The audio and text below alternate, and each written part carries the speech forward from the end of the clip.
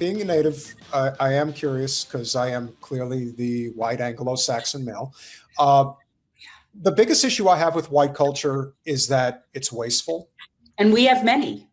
And the whole concept of just not giving a shit about the environment is something that absolutely drives me insane.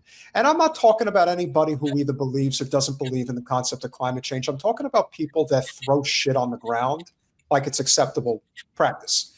And the one thing I've always learned from Native culture, even from the time that we did the Indians and Pilgrims when we were in kindergarten, and I was an Indian, not a pilgrim.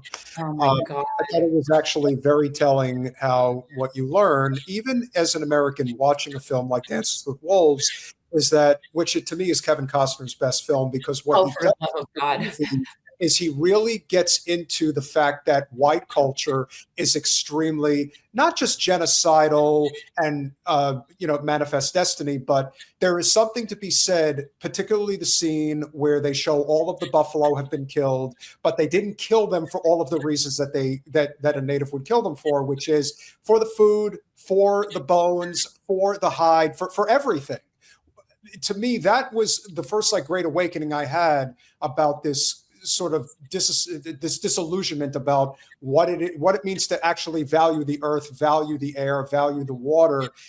What has that experience been for you, and do you see any improvement that's been happening as we kind of evolve as a species right now, in lieu of everything that's going on in the Middle East and sort of the dying of the American empire as it's happening in real time? Yeah, for me, I know that was something that was very much instilled in me growing up. It was kind of the norm, just in the way that we even talk about the land.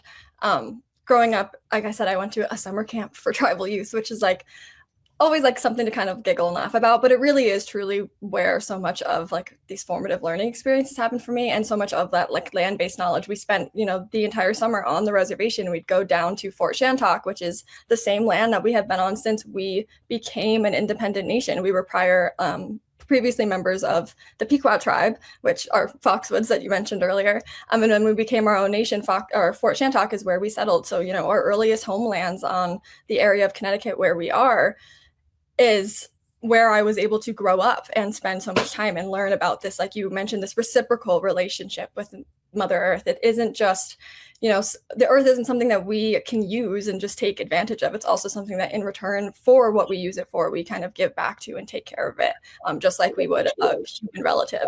And on the wastefulness, it is really you see it from the idea of the environment, people saying drill, baby, drill.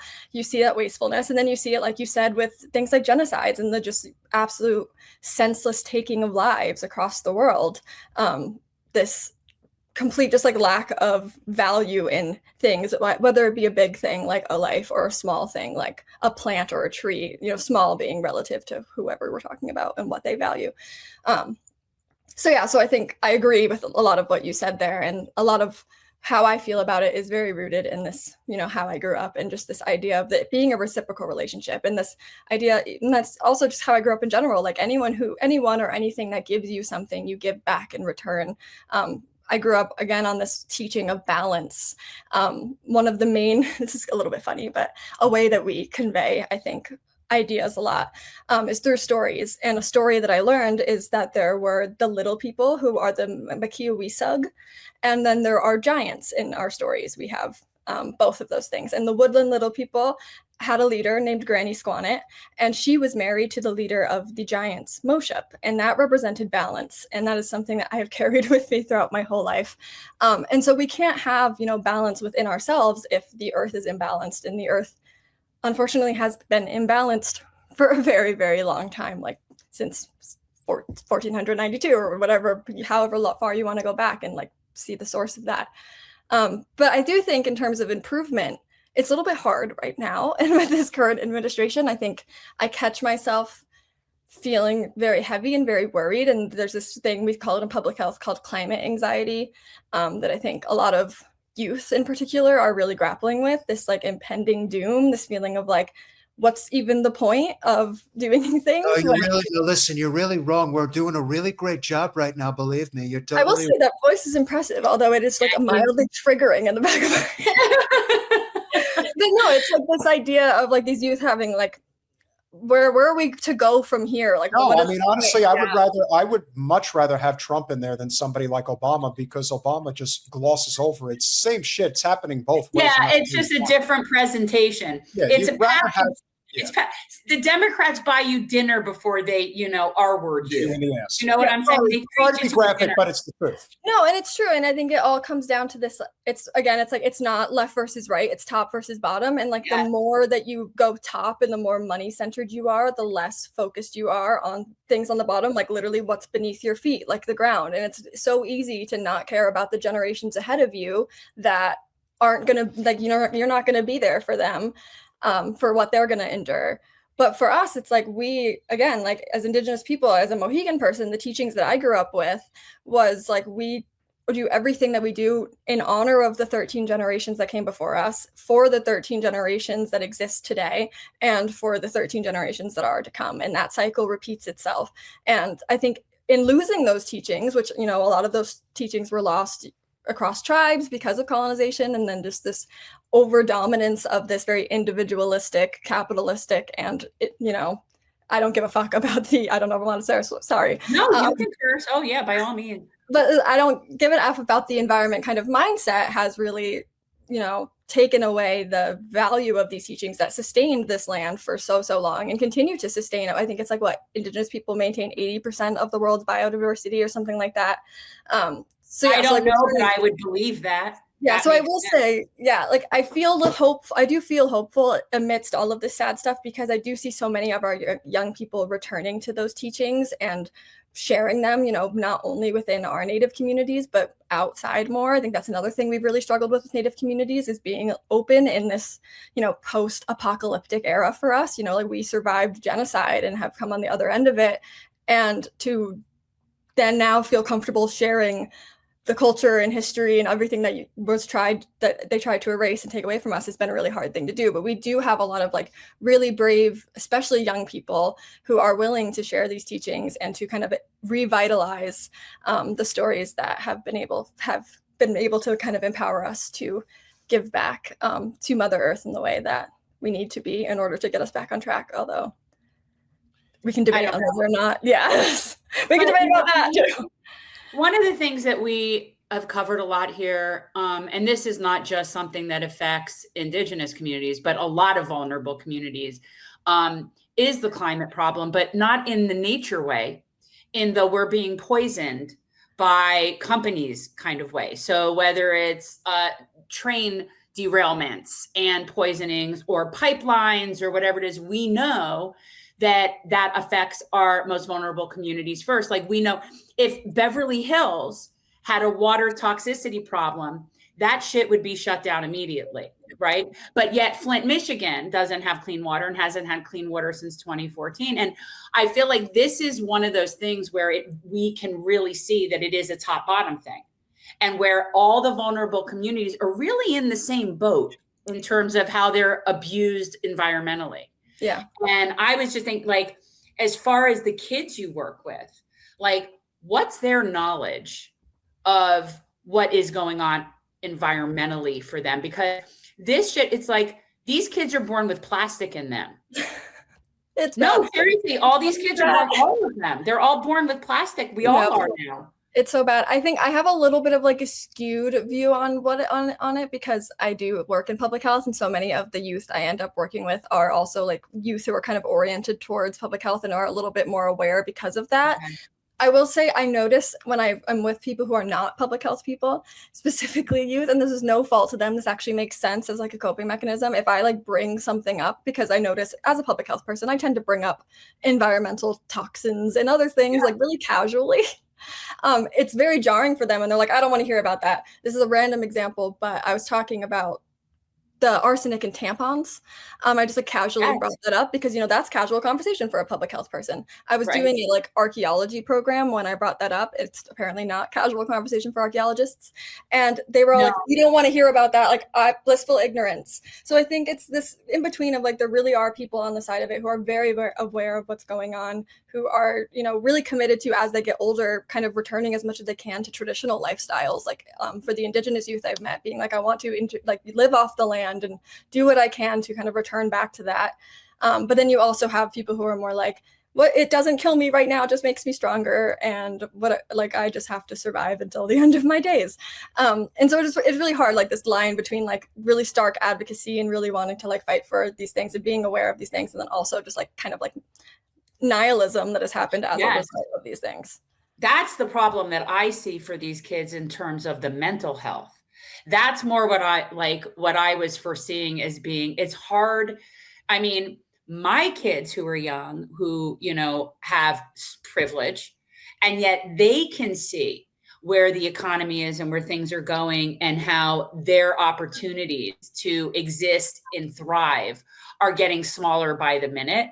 And I know it's just exponentially harder in vulnerable communities. So it's just, I mean, and I mean, the Native communities there have been so much defeatism. There's been a lot of very, you know, a lot high, you have domestic violence rates. Like there's a lot of stuff in communities that are very, very traumatized.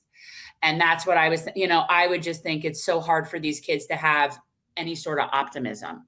Yeah, and it's so hard, I'm sure, across context, not only with Indigenous communities, but like you said, with other marginalized and underserved communities, with the lack of role models. And it's not because they're not there, but like the lack of, especially now in this administration, like seeing people who have worked, you know, hard from your community being elevated at this level. We're now seeing people who are not qualified for things across the board being elevated in positions of the government. We're seeing, you know, just a range of things happening that it can be really discouraging for someone who, you know, wanted to like work hard and get out of the res, and then whatever context you're in, you know, and just, yeah. So what do you think? I mean, like, what do you want people to know that they don't know about not just your tribe, but just in general? Because like, you know, I think there's just, most people do not have interactions with First Peoples often enough.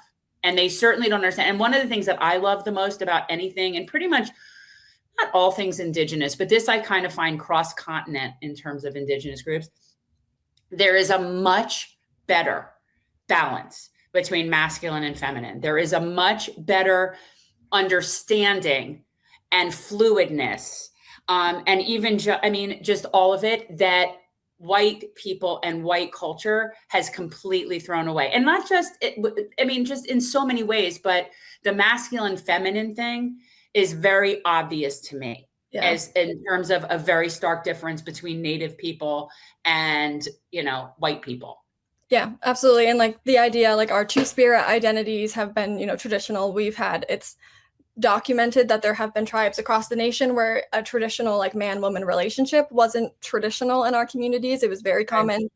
Polygamy was very common. It was very common to have a man and a wife, you know, for the sake of making children, and then for the wife to have a wife or multiple wives of their own. All of these things that we have kind of been, you know, indoctrined to believe are the norm of Euro-American society are, again, not traditional to this land that we're on. I'd say there's a lot, though, that I want everyone to know. One thing in particular kind of goes back to the video you shared in the beginning is one, Indigenous people are still here, but it's not that we're just still here, it's that we're still here everywhere. I see more and more videos of it coming up where like people are surprised that they're like, when they find out about the Sami people of Norway, they were like, wait, there's Indigenous people in Norway? It's like, yeah, there were people in this land before it was colonized. So keeping in mind in the context of the US that means that there are Indigenous people of the Northeast. The amount of people that I encounter that are like, no, all the natives of the Northeast were wiped out. Like all the natives now were pushed into, like, everyone believes that every native went on the Trail of Tears and made their way out to the West. And it's really hard to undo that learning of like, well, like, I get that you learned that in a literal school. And so trying to explain to you that your school was not right and kind of purposely lied to you is a really hard thing to do. And then another thing that I experience a lot as a mixed Native person, like I don't present as Native. I either get the comment of like, well, you can't be Native because you have pale skin, or I get the people like squinting and being like, oh, I can kind of see it. And it's like, both of those are bad reactions. My last name is Tanta-Quidgeon. I am a descendant of Tanta-Quidgeons for a long time, of the Mohegan people. I descend back to Uncas Tanta-Quidgeon. We can have this conversation for a long time. But I think in particular, not just with me, but we're seeing like a really big resurgence of this like anti-Blackness in Indigenous communities, where anyone who is Afro-Indigenous or Afro-Native is being targeted for this like pretendianism war and being told like there's no way you can be Native because you're Black. And it's like, well, that's not how genetics work. Clearly we need to like have a lesson on how all this stuff works. But it is so embedded in this idea of anti-Blackness, and people like me are way more accepted in spaces, even with Natives themselves. Like I'm not 100% accepted. I've seen, a few comments on here of people not really believing I am what I'm saying I am. Don't listen to the trolls. I'll keep them in line. You see that, Alex? You see what happened there now? But I'm just saying, like, for me, it still is 10 times easier to walk into those spaces and to get a general acceptance than it is for our Black relatives. And I'm seeing so much of it. And it, in part, is because there's this rise, I think mostly on TikTok, but across the internet, of this people believing that Black Americans are like the real Indigenous people, and that Native Americans came from Siberia through the land bridge. And there's like this whole argument about that. And so that causes a little bit of friction. But I think at its core, it's rooted in this anti-Blackness and this just lack of understanding of how Indigenous communities work, and just quite simply what has how much has happened between when colonization started on the East Coast and now. And so much, intermixing, whether it be with European communities or with, Black communities. And this has changed so much, of the landscape of what Native people look like. We don't all look like Pocahontas. Pocahontas is a terrible representation of Indigenous people. It's based on a story of a girl who was 9 years old at the time of the record things that are being accounted in the movie. So just keeping in mind, it was made into a Disney movie, so that makes it okay. And there was a lot of merchandise, and I did like the talking tree. It's like that one song is actually really good. Like I think I won't speak for everyone, but the Natives that I know universally do love Colors of the Wind. Okay. So I was going to say, okay. So that's not offensive, right? Because the tree, I'm telling you, the tree was special. Yes, I will say, I think that's annoying about that movie, and this is like a side note, is that it proved that it could do things right. Like if it would have like actually sat down with Native people and created a movie about Native culture and history, it proved that it could have done that. But of course, instead of doing that, it took a story that was written in some random white guy's diary who actually barely ever even interacted with Pocahontas, and that's not even her real name. You look like you could be a First People person. I don't think that you don't like. I mean, yeah, you're definitely fairer, but I think you absolutely could look like. Yeah, and my tribe is one of, again, we are from southeastern Connecticut. We were our first contact with. When I say contact, because I'm used to like using kind of the censored language, our first, attack by colonizers was in 1630s. And my tribe in particular, we did end up deciding to side with the English people at the time because we were worried about getting killed and having to leave. And that is a big reason why we are still on the homelands that we are on. It's a reason why we split from the Pequots. And there's so much history there to grapple with as well, and to think, put yourself into the shoes of the tribe at that time. But like thinking again, that happened in 1630. So everything that has happened between 1630 and now, I admit, like I'm not just like half Native, half white. I'm generationally mixed, and there's so many tribes on the East Coast that again are generationally mixed, and folks will very often try to take the legitimacy away from them because of that. No, but it's based on distance from the equator, people. So I don't care if you're not close to the equator, you're going to be fairer. Like this is a science. Again, when I'm the person who knows these things, it really when I show people pictures of my great grandpa, then I'm like, well, just in case you need proof, I'm like, even though it's a really annoying thing to have to do, which I have been in that position, they're like, oh well, he's really light. I'm like, okay, well now we're gonna have to explain, because they live far from the equator. This is not complicated. People don't understand why these things are such pointless bullshit conversations, because at the end of the day, we are living in a broken economic system, and people will look for any reason to feel somebody else. That's all it is. And there's also things to be said about people who can be jealous for various reasons about somebody's looks, for better or worse. And on top of everything else, the similarities between the history of the Indigenous people of this country and how they've been treated to what is going on right now in Gaza is almost a complete parallel across the board. Like everything that the Israelis represent is a falsehood. It is a false culture. It's not real. It has no history. They all come from their indigenous background is white European. It is not West Asia, Middle East. That doesn't exist. And just like people who say that they are Americans, Well, they're not first Americans. And the people who always typically scream the loudest about how, and I'm proud to be an American, where at least I know I'm free, except for the people who actually were here first. There is this whitewashing of history that no one really wants to acknowledge, that I have no problem acknowledging because I am extremely comfortable in my own skin.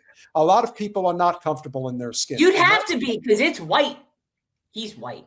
Oh, Yeah. I'm white. And that's the other thing is I also am, again, white. So I have this privilege associated with that I'm not afraid to, talk out for what I stand for and what I believe in, because I'm protected by my proximity to whiteness and presenting as white. And that is not something I'm uncomfortable with doing or unfamiliar with doing. No, you got to use it. You on that, Peter. I wanted to, so a few years back, the Lakota Sioux did this sort of in-service nonviolent resistant training down at Florida International University for a couple of days. And so I went down there and I met them, and it was very cool. The whole experience was very cool. And one of the things that I got from that, which has stuck with me ever since, was the idea of lend your privilege. Now, I had always done that, but I never called it that. And that was something that the Sioux said, was they were going over like how to be a good relative. Right. And I tell people that's like ally is what we say and the thing was lend your privilege, and you have that capability even within your own people to lend your privilege. And you see that, and that's really cool. I mean, that is basically what I do, because I'm white. There's no getting around it. Like I'm almost see-through, seriously. So I feel like that in the winter. I really need the sun to get back out. So, but I appreciate that you use that in that capacity and you recognize that. And it's unfortunate that that's the case. Yeah. Like nobody should have to lend their privilege, because nobody should have that privilege. Like everybody should just be treated how people should be treated. And then you see, like, that's absurd that we even have that, but we do. So that's where we're at. Yeah.